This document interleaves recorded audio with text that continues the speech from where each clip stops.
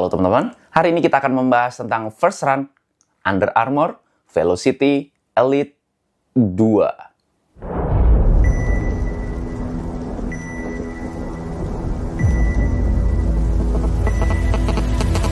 Trapped inside a dream, could have sworn it used to be our home. Echoes filled the streets, in the crowd feeling all alone. Sat right there, oh so quiet, try to hide it. If a new thought formed, we would swallow it down. Empty stares, never question the illusion. If you play alone, they will leave you to drown. Stand up, 'cause we are the movement. Don't stop, straight into the dark. Wake up, 'cause this is the moment, and every fire starts with a spark. A revolution. Stand up, 'cause we are the. Terima kasih banyak buat Starting Line yang udah ngirimin saya sepatu ini, tapi video ini nggak bisa diintervensi oleh siapapun karena video ini adalah murni pendapat pribadi saya sebagai pelari jelata. Bagi teman-teman yang masih belum subscribe, klik tombol subscribe-nya warna merah yang di bawah ini biar saya makin semangat untuk membuat video-video bermanfaat buat teman-teman sekalian dan biar nggak ketinggalan kalau misalnya saya upload video baru tentunya seputar dunia lari. Kali ini kita kedatangan dari brand Under Armour yang mana menurut saya pribadi sangat jarang saya dengar di dunia lari tentang brand Under Armour ini. Kalau Under Armour kebanyakan ya dunia gymnya ya yang bener-bener maju atau terkenal banget. Tapi kalau di dunia lari Under Armour masih dipandang sebelah mata lah ya. Produk-produknya itu nggak terlalu banyak yang pakai atau fansnya di Under Armour Running itu masih belum banyak. Tapi jangan salah, sepatu ini cukup mengagetkan menurut saya. Ya, langsung kita bahas aja. Mulai dari beratnya terlebih dahulu. Setelah saya timbang manual di ukuran, saya 42. Sepatu ini itu ada di angka 240-an gram. Yang mana itu masuk kategori ringan. Kalau di antara 200 sampai 250 gram. Tapi mengingat dia ini racing shoes, biasanya harapan saya racing shoes itu setidaknya paling berat itu 230-an. Jadi, kalau dibandingkan dengan racing shoes yang lainnya, ini termasuk di heavy side ya, jadi termasuk lebih berat dibandingkan sepatu-sepatu racing yang banyak beredar saat ini. Meskipun ada juga sih sebenarnya yang di atas 250 gram bahkan. Jadi ya masih masuk kategori agak kurang ringan kalau di kategori racing shoes ya. Cuman kalau untuk sepatu secara umum dia termasuk ringan. Nah kalau first run impression-nya pada saat pakai sepatu ini itu beratnya tidak sesuai menurut saya. Kalau dipakai lari itu kayak lebih ringan aja dibandingkan dengan berat aslinya 240-an gram. Tapi kalau ya perasaan saya itu kayak lebih ringan aja dibanding 240 gram ya. Mungkin sekitar 230-an gram lah ya untuk feel ride-nya sendiri. Lanjut ke upper-nya. Untuk upper-nya sendiri dia termasuk sangat breathable ya. Karena setelah saya tes dengan mesin asap, asapnya tuh keluar kayaknya gampang banget di hampir segala sisi upper-nya. Kalau teman-teman lihat dia juga translucent dan pori-porinya itu kecil-kecil tapi banyak di seluruh bagian upper-nya itu seluruhnya pori-pori ya. Jadi saya rasa untuk sirkulasi udaranya bakal bagus banget, tidak ada masalah. Dan di pemakaian pertama saya juga nggak ada masalah panas atau apa. Yang jelas saya merasa sangat adem pakai sepatu ini meskipun dipakai untuk long run. Kemudian untuk setelah saya pegang-pegang kayak gini tuh dia fleksibel, cuman bukan yang lembut banget ya. Ala racing shoes biasanya lah ya yang agak kasar dikit tapi bukan yang sampai kasar nggak nyaman ya. Dia tetap memberikan kenyamanan yang menurut saya sangat cukup untuk kategori racing shoes. Dan dia di sebelah sampingnya sini kalau teman-teman lihat itu kayak ada silang-silangnya gitu yang warna hitam. Dan juga ada hijaunya dikit gitu. Itu bukan sekedar ornamen untuk bagian uppernya aja ya atau cuman hiasan, tapi itu berfungsi juga sebagai pengikat atau memberikan tekanan yang lebih pada saat kita tali sepatunya. Jadi kayak kalau cuman uppernya doang itu akan terlalu lemas. Jadi kurang ngikat bagian punggung kaki kita. Jadi kalau udah dipakai dengan upper yang sepatu ini tuh feel-nya itu kayak dipeluk dengan sangat baik. Jadi kaki kita itu benar-benar kayak dilingkari dengan upper yang sangat mantep gitu loh. Rasanya pede banget pada saat kita pakai untuk kencang itu bikin kita pede kayak enggak apa ya kayak ya memeluk kaki kita dengan sangat baik sehingga pada saat kita pakai gerak yang agresif itu bener-bener sangat efektif gitu loh. Sebelum lanjut, yang nanya belinya di mana? Belinya ada di Starting Line. Starting Line itu toko lari yang udah lengkap banget dah pasti. Mulai dari ujung kaki sampai ujung kepala, semua kebutuhan lari kalian itu ada di Starting Line. Kalian mau nyari apa sih?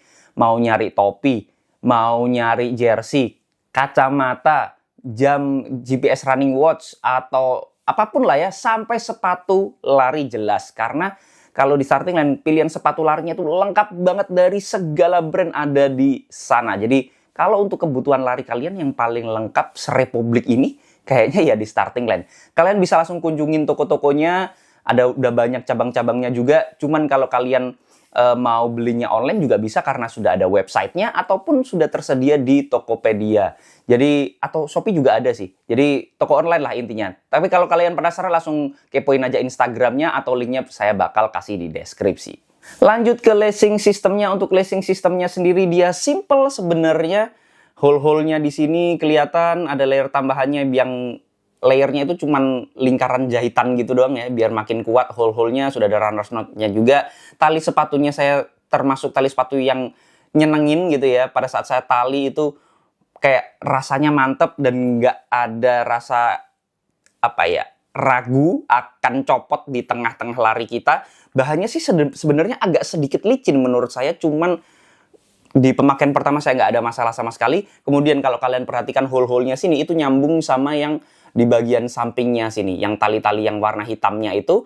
Jadi pada saat kita tali itu benar-benar dia bisa rapat sekaligus memberikan tekanan yang menyeluruh di bagian upper atau bagian punggung seperti ini ya, punggung sepatunya itu tersinkronisasi antara uppernya dan juga di bagian lacing sistemnya. Kemudian kita lanjut ke tangnya.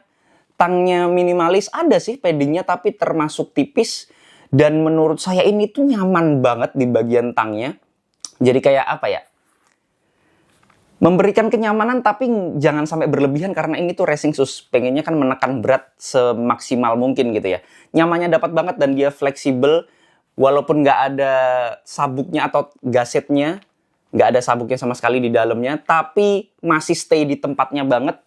Ya karena mungkin material yang dipakai juga ya. Jadi dia benar-benar stay di tempatnya. Saya nggak merasakan ada goyangan sama sekali di bagian tang atau lidah sepatunya. Kemudian kita lanjut ke bagian kolarnya. Kolarnya cukup minimalis. Ya wajar karena racing shoes. Ada sih paddingnya di bagian tengah sini sampai ke belakang.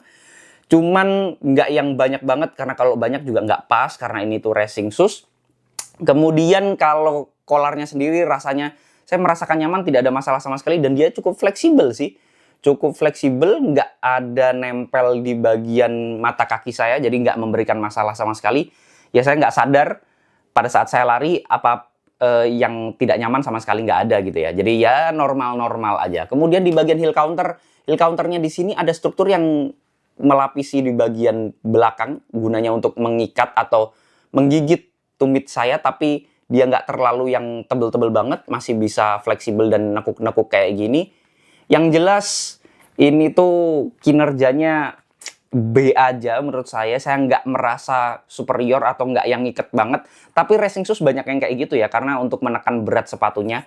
Jadi kayak rasanya itu lebih yang dominan untuk memberikan upper fit yang maksimal tuh dari bagian depan ke tengah. Untuk yang di bagian belakangnya agak kurang aja menurut saya. Masih bisa ditingkatkan, bukan jelek, tapi masih bisa ditingkatkan aja kalau di bagian heel counternya. Cuman kalau racing shoes sih banyak yang kayak gini ya, banyak yang lebih parah juga sih sebenarnya untuk di bagian heel counternya. Itu di bagian uppernya. Kemudian kita lanjut ke bagian midsole-nya. Midsole-nya ini cukup menarik ya. Ini ada 2 lapis. Banyak juga sepatu lari yang 2 lapis seperti ini. Yang atas ini adalah Bayo Pebax, yang mana foam yang udah terkenal banget dipakai di banyak brand, banyak racing shoes dan juga brand luar, bahkan lokal juga udah mulai banyak yang pakai Pebax gitu ya. Foamnya itu bisa dibilang cukup soft, tapi memberikan energy return yang enak banget, kenyal banget lah.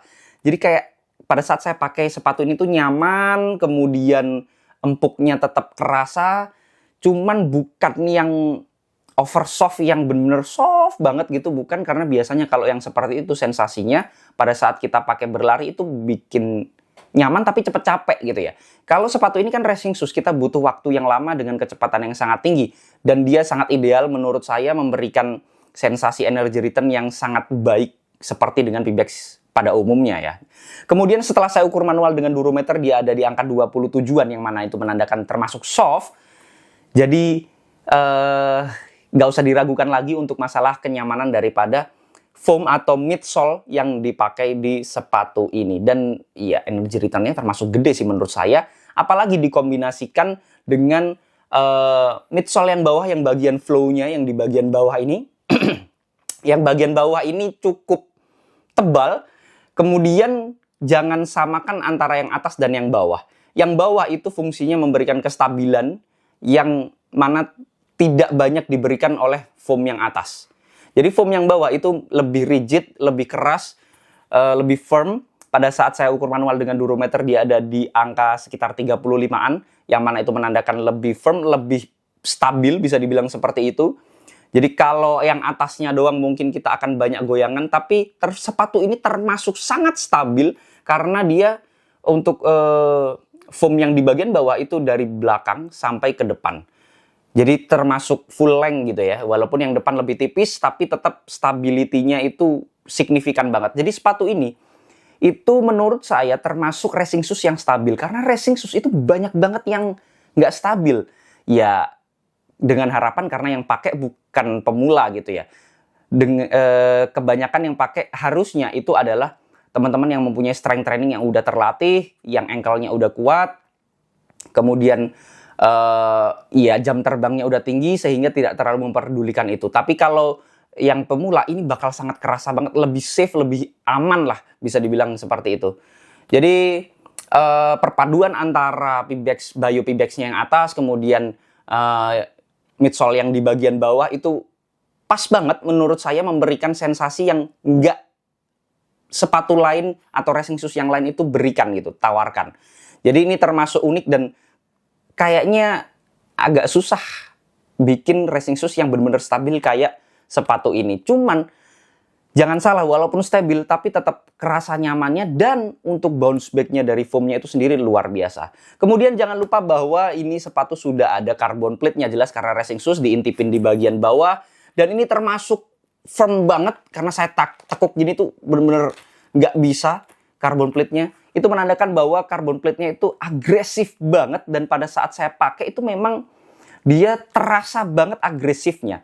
Jadi lemparan kaki saya itu benar-benar kerasa jauh gitu ya. Mirip-mirip sama yang pernah saya pakai kayak apa ya? Metaspeed Sky dari Asics, sensasi lemparannya seperti itu, meskipun agak berbeda ya sensasinya, cuman lemparan kakinya itu jadi kayak dipaksa panjang gitu loh. Jadi sangat agresif menurut saya untuk di bagian carbon plate-nya. Dan carbon plate-nya sendiri kalau teman-teman lihat ya di bagian tengahnya itu antara ini jadi lebih condong ke tanah dibanding dengan kaki kita, sehingga yang kita rasakan di kaki kita itu lebih ke sensasi empuknya yang Bayo Pebax-nya sendiri, energy return-nya juga, kemudian ditambah dengan energy return di bagian bawahnya yang mana itu adalah fiber carbon plate-nya. Kemudian kalau kalian perhatikan geometri sepatunya itu, yang depan itu benar-benar naik banget ya geometrinya. Jadi dia rocker teknologinya itu pada saat teman-teman toe off itu benar-benar bisa nge-launch gitu loh. Jadi kayak nge-roll aja rocker teknologinya. Cuman nggak yang agresif banget, nggak yang jauh dari tengah, tapi dari depan banget. Jadi pada saat kalian lepas landas pakai ujung kaki depan gitu ya, jari-jari itu kayak nge-roll aja gitu. Jadi lebih sensasi launch-nya itu lebih kerasa banget. Kemudian kita lanjut ke bagian outsole-nya. Untuk outsole-nya sendiri nggak ada rubber-nya ya. Ini nggak ada rubber-nya sama sekali. Jadi midsole-nya yang di bagian bawah tadi itu bisa dibilang rubberized EVA, yang mana itu sekaligus menjadi outsole. Nggak banyak sepatu yang menerapkan fitur seperti ini, cuman ada beberapa kayak Hoka Mach 5 yang udah pernah saya cobain, dan ada beberapa sepatu juga yang seperti itu. Bukan berarti ini nggak awet ya. Ini masih awet karena ini ada campuran karetnya juga yang mana memberikan ketahanan pada saat kita pakai di berbagai medan. Untuk kinerjanya sendiri setelah saya pakai, di aspal doang sih, aspal kering semua juga, nggak ada basahnya sama sekali. Masih sangat bagus banget, gripnya mantep. Bahkan kalau secara pengalaman saya yang pakai outsole seperti ini tuh gripnya malah lebih enak ya. Tapi jelas dia nggak akan bisa seawet atau sedurable yang punya rubber, cuman dia kan tebel banget. Maksudnya apa ya, space-nya itu untuk dihabisin tuh masih banyak gitu loh ya sampai ke midsole-nya. Jadi ya tergantung kalian aja sih. Kalau saya ada plus minusnya, yang jelas ini ada keuntungannya juga menurut saya. Dan yang menjadi keuntungan juga ya umurnya saya rasa akan panjang untuk racing shoes, karena racing shoes biasanya kan umurnya pendek-pendek ya, yang nggak bakal kita pakai setiap hari juga sih. Cuman ini saya rasa umurnya untuk outsole-nya sendiri, durability-nya akan panjang. Sebelumnya saya nggak terlalu memandang Under Armour ini penantang serius dari brand-brand yang atas, top brandnya gitu. Cuman sepatu ini benar-benar bisa menjadi penantang dan opsi untuk kalian pilih banget untuk sebagai racing shoes, yang mana racing shoes-nya itu memberikan sensasi yang sedikit berbeda daripada racing shoes yang terlalu profesional, bisa dibilang seperti itu ya.